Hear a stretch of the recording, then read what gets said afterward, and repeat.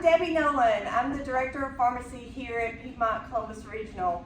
My job in this interview process is to share with you some background about to welcome you. We're so glad you're here. And also to share background of our program. And with that background, I think you'll see a lot about our program or hear a lot about how things kind of click together. So I'm happy to be here. I'm happy to be part of this process. This is a different process, but we're all doing it well. So it's a way to get you as much information as possible with you not being here directly with us. Again, my name is Debbie Nolan. I have been with Piedmont Columbus Regional 37 years now. And it's been a journey, I have to say the least. I've done most every job here in this organization, and I'll give you a little background about how things came about. But it's not about Debbie Nolan, it's about our program and what's happened with it. I was just here through these 37 years of new opportunities that we were able to capture during my time right out of pharmacy school. So I'll start off by letting you know that I am a Columbus girl. I was born in this hospital, raised here in Columbus, so I know anything and everything about Columbus. Very proud of our community, and I'm very happy to be part of our community. So back when I was 16 years old, I started working in an independent pharmacy about 2 miles down the road, a couple blocks away. And it was a family friend, and he offered me a job to come be his technician. So I came in and worked in his independent pharmacy, and I knew at 16 I wanted to be a pharmacist.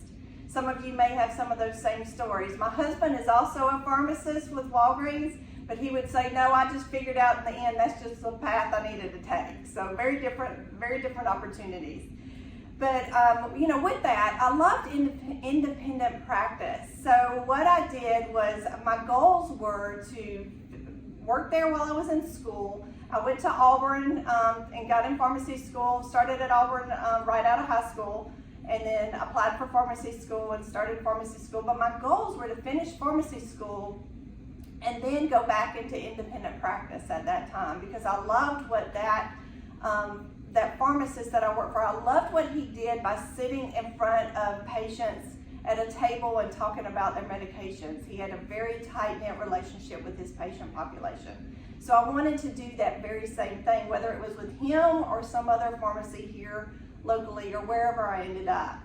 So with that, I knew when I got through with pharmacy school that I didn't have any hospital experience, and boards were looming, ready for boards. So I said, I need to do something to prepare me for boards from a hospital perspective.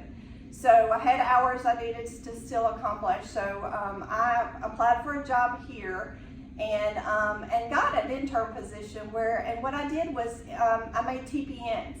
So I worked a swing shift between first and second shift, and then made TPNs. So that was kind of my primary goal here. But then again, my goals were to leave as soon as I was licensed and go work in an independent practice, have an independent practice. Well, needless to say, I'm sitting here, so you never say never to opportunities that knock on your door. And I would have never imagined it in a million years, but our director at the time started 2 weeks before I did, and was a very visionary director. And he said, hey, you just need to stay on with us a while. I'll create a position for you, and then you be part of our team. So I said, well, I might as well hang out a little bit longer, so we'll see how that goes.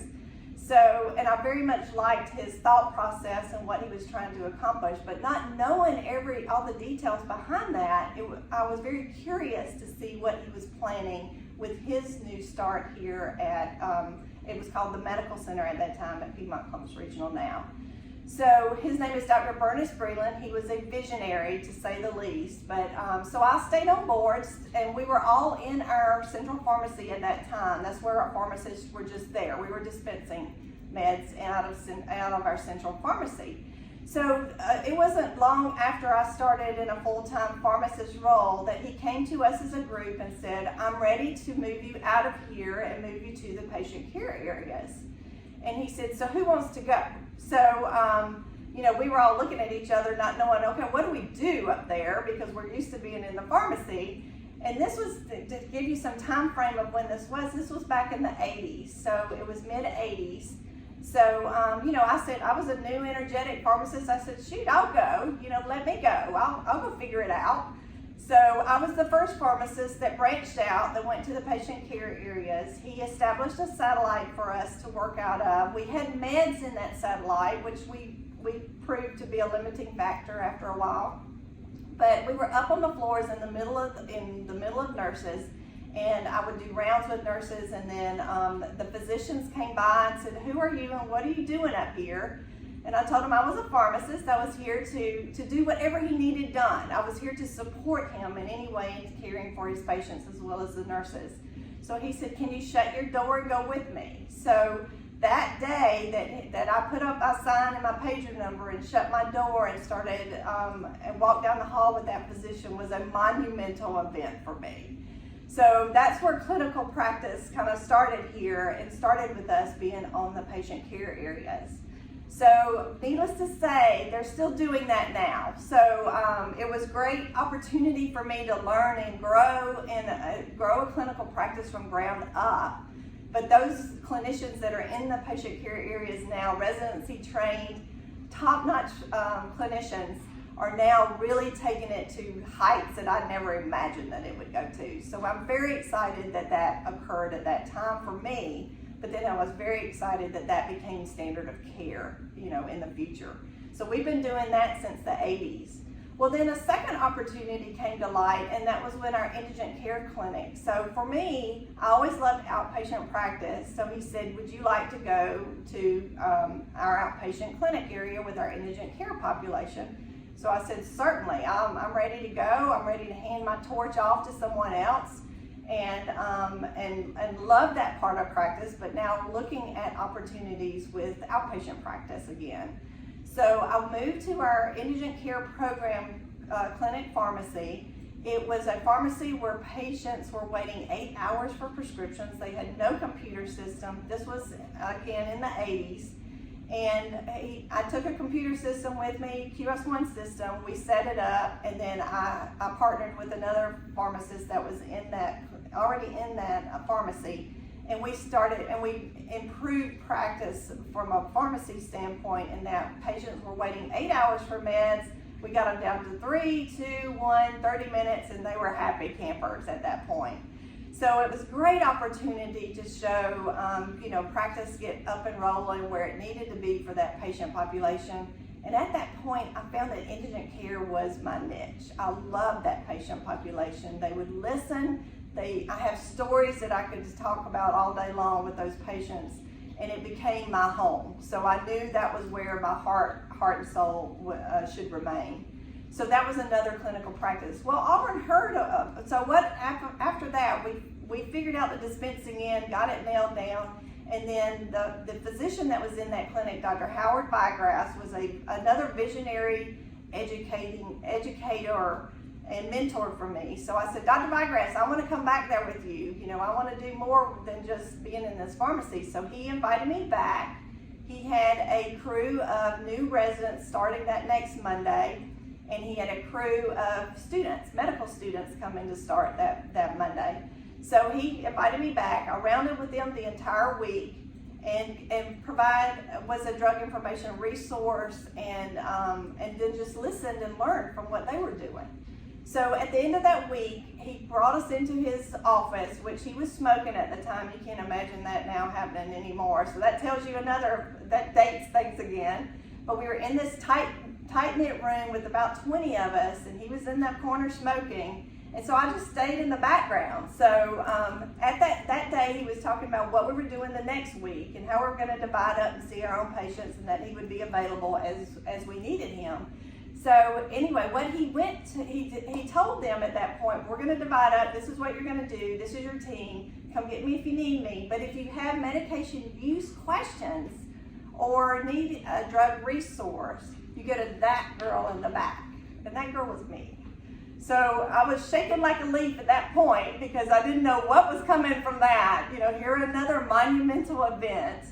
And it all started our clinics from that point forward. So I was very fortunate to be in that moment where I was pointed out as the person to start up a practice in an ambulatory setting. Again, that was about 1985, so nobody was doing this stuff. Auburn University, one of my professors heard about what I was doing in clinic, and he said, can I come over and take a look? I said, sure, come on over. So he followed me around clinic one day, which we had 2 PAs who taught me physical assessment at that point, just being right there in the middle of them. They're excellent physical assessment gurus. They know their stuff. So I gained from that experience. But Dr. Campagna came over and said, and watched what we did in clinic, and then at the end of the clinic, he said, what do you think if we put an Auburn faculty member here? Well, how would you feel about that? And I said, hey, I'm ready. That would be outstanding to have additional clinical practice, expand our clinical practice model and make it even better than what we had it. So I helped them recruit an AmCare practitioner from Florida. He came in and was the perfect match for us here. And then he started clinical practice and took it to whole new levels. It was just tremendous. So I bowed out at that time and got into more, started opening up other pharmacies, opening up other clinical practices in our clinics, hospital-based clinics.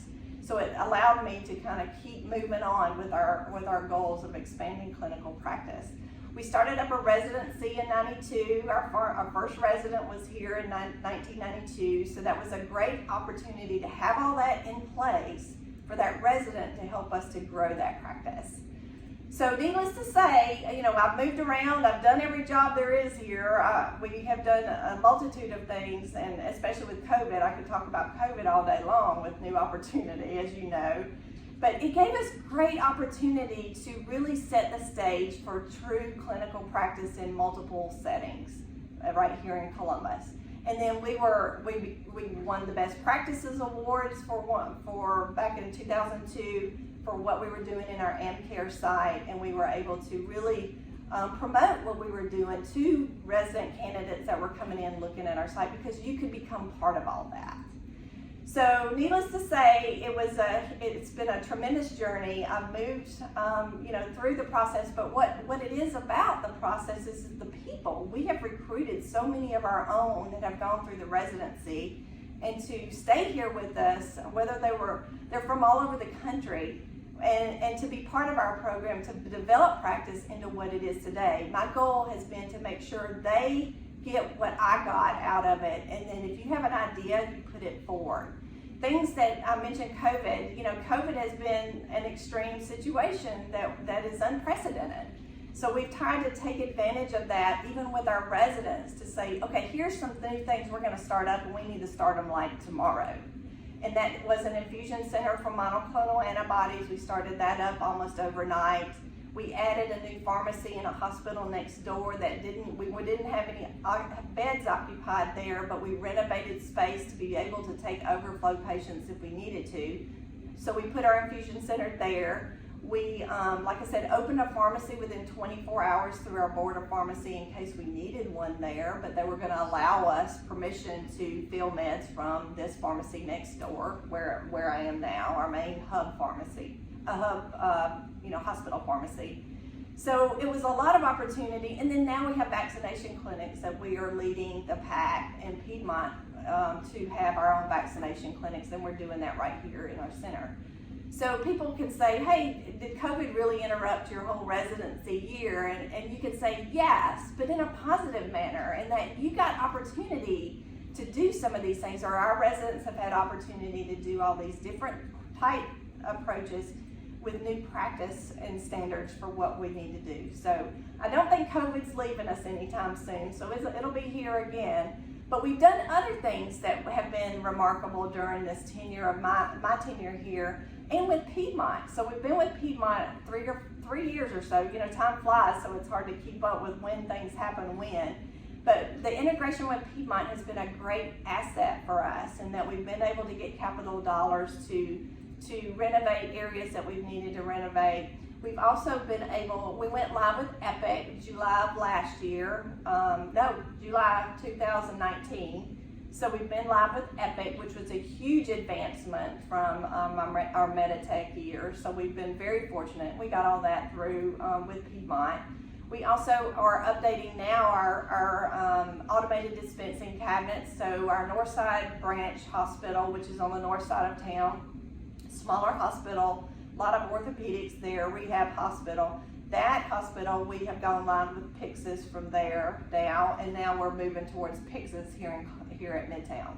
So those are the things, the approaches that we've been able to do. And then standards, you know, you don't have to reinvent policies. You don't have to redo guidelines when you have a Piedmont core group that you can work from. And we're a very tight-knit directors group that works through whatever we need to from a Piedmont perspective. So Piedmont's been good for us.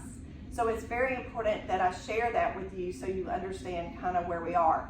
They've also said, don't let us mess you up. We like what you're doing there. Some of our other hospitals didn't have clinical practice to where we were. You may have done rotations in some of the other Piedmont hospitals. They've done great jobs too. But they said, don't let us mess you up. That's truly the words that he said, because you are advancing clinical practice and you're looking at it from a community standpoint. You need to be sure. I told him, I said, we have to take care of our community. And our community we're not Atlanta. We don't do things like Atlanta people do. And we're just smaller. So we just need to be sure we wrap our arms around our community and make sure we do what needs to be done for them. So they have allowed us to grow and change based off that as well. So another great Piedmont story to be able to tell. Other things that have come along, we've gotten automation in gear, we're moving that forward. But our sites are set up for our residents to really jump in the middle of whatever we're doing. Whether it's practice management opportunities, whether it is critical care, neonatal areas, you will get the gamut of what needs to happen here. And our residents, as you come in and are licensed, you're a pharmacist. So you're a pharmacist just like anybody else here. So you have the autonomy to make decisions based off what you know needs to happen in clinical practice. And that's how we look at that. You have opportunity to precept lots of students. So that's a great opportunity for you to kind of give back, because a lot of people are precepting y'all right now, but give back and make it where you can learn what to become in that role, to put yourself in that role and to be able to precept students. So great opportunity for you to grow and develop your own practice. Our goals for our residents when they come in is to find your goal. Find what you want to get out of this, because that's what's important to me. And getting what you need out of it is going to help equip you to take on go to that next level for your career. And my promise to you, I tell this to each resident class that comes through, and I promise to anybody that comes and looks at our program, is that my promise to you is that we will give you the skills and abilities to take on whatever job is out there when you get ready to finish. That is my promise to you. So we give you a well-rounded practice. ASHP is behind all of it. We follow their practice model and to the nth degree, but we also make sure your goals are accomplished in the end. And you may change your goals. I have people coming in and say, oh, I love ambulatory. That's why I came here, because you've got the clinics, you've got all that going on. But then they say, oh, well, now I like critical care. So we can adjust with you, because that's what's important, that we do adjust with you to give you what you need in the end. So your plans, your residency plans may change as you go along, and that's what we encourage you to do. Look at opportunities, because you don't know what positions may be out there when you're leaving. But we will equip you to have the skills and abilities to take on whatever position you want when you leave here and do an outstanding job. So we're very proud of our program. It's our preceptors that make it what it is. Like I said, a lot of them are residency trained from here. Some have come from other locations and just wanted to be part of our program. We have residents that leave and said, oh gosh, we can't practice like we were practicing there. I said, go make it happen. Figure out a way to show them the worth and value of what you can do and what you learned here, and make it what it is today. So our residents are important. Rebecca and I are hovering mothers, so we're always making sure that you're all good together, you become lifelong friends. And that is very important to us, because we're here, and your parents and spouses and trust us to take care of you, and that's what we do while you're here. So it's a fast, furious year. Doing a residency, I can't tell you enough, is the right thing to do. It's the best thing to do for you. And you'll gain 3 to 5 years of experience in that 1 year of residency. So it's fast and furious. You'll get that notch in your belt that you did a residency. You'll be primed and ready to take on any position, or go to a specialty residency program if you're interested in that as well. So we love our area. Columbus is a safe hometown community. It's big enough to where you got plenty of restaurants, and it's 100 miles from Atlanta, so it's not far for those that you know where we are on the map. We're on the Alabama border. I'm an Auburn girl, so I go to Auburn all the time, so that's just part of what we do. But we love our area. We love our people. We're a family. They call it our family is how they talk about us as a family. But we take good care of each other, and we work hard together. We push our residents. I'll be honest, you'll be pushed, but we won't push you to the point that you can't handle. We will help you find your underlying potential to do those great things, and then we look to you for bringing in ideas of how we can do our things better here. So thank you for thinking of us. Thank you for looking into our program. Thank you for being part of this process, which is so different to us. We're used to being this close to you where we can match up and say hey and get to know your personalities. My goal today was to help share a little bit about my background, but also share about, main thing is to share about our program's background, to give you a good idea, even virtually, of what we're here for, what we stand for, and how much we love what we do. So I hope you all have a great day today. You look great. And I'm always here. I have an open door policy. I get to know our residents well. Like I said, we're hovering moms around here. But we love to enjoy each other and to get to know each other. And that way we're all successful. We all do what is needed to be done to take care of our patients here. So I will bow out with that. My time is about up, but enjoy. Get your questions answered. Help me know if I can do anything for you. Don't hesitate to let me know. And then y'all just take care and enjoy this ride.